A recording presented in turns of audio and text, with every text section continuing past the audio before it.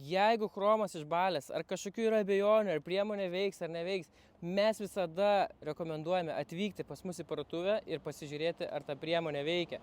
Jeigu nėra galimybės atvykti į parduotuvę, atsiųskite nuotraukas. Nuotraukos irgi labai padeda įvertinti, ar tos priemonės jums padės. O pabandyti iš tikrųjų, ar veikia ar neveikia, va kaip tik turime puikų variantą pas Julių. Pas jį yra suvaryti aliuminį ratlankiai. Galim pabandyti truputėlį tos priemonės užtepti ir pažiūrėti, ar veikia.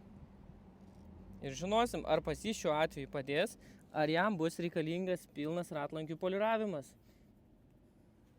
Tiesiog labai lengvai užtepu, patrinu.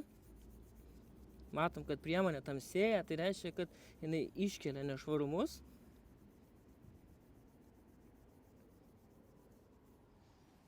Ir nuvalom viską su sausa puse. Matosi rezultatas?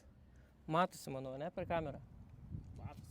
Labai gerai. Tai va, tokiu būdu pasibandom tas priemonės ir viskas būna aišku, ar jos veikia ar neveikia ir sutaupom pinigus.